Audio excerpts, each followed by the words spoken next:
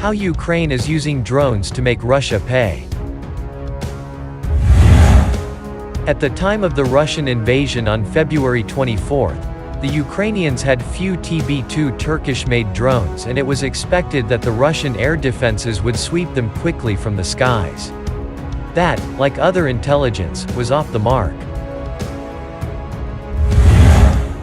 Drones have been invaluable for the Ukrainian military, and they've played an important role in slowing the Russian advance and pinpointing targets for artillery fire, as well as providing close air support. The question is, do they have enough to win the war?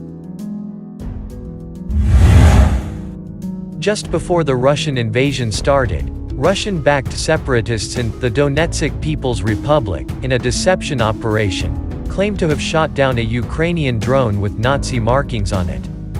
This and several other incidents were conducted by Russia to show that Ukraine was the aggressor and that the invasion was justified. Once the war began, Ukraine had only about 20 of the Bayraktar TB2 UAVs, but they were quickly performing much more effectively than their small number would suggest.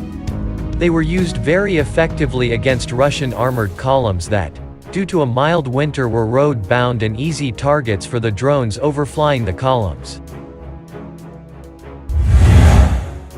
With the slow, lumbering cruising speed of about 80 miles per hour, the TB2s were considered easy pickings for Russian air defense units.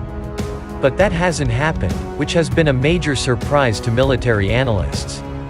Lauren Kahn, a drone expert for the Council of Foreign Relations, said, "Even with the drone's record of success,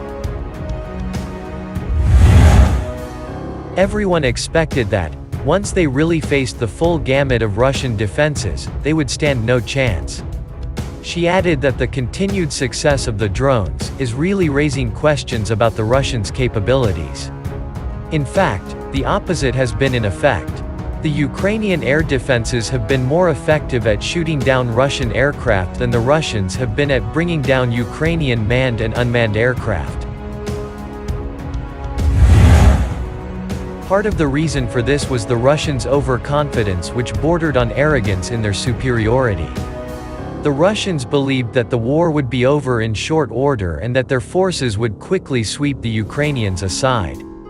Therefore, they foolishly didn't bring many air assets to bear. Once they began to bog down due to much stiffer Ukrainian resistance, they tried to bring their air defense units and logistical support up on roads that were jam-packed with vehicles. They proved to be easy pickings for Ukrainian drones that took many of them out before they could be used by Russian frontline units. There have been reports that the Ukrainians used a TB2 drone as a decoy that helped them sink the Russian cruiser Moskva in the Black Sea.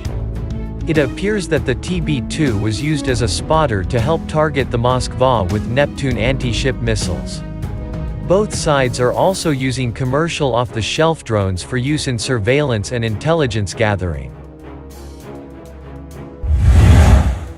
Bayraktar TB2 drone. The Turkish-made drone has surprised military analysts with the effectiveness it has displayed on the battlefield.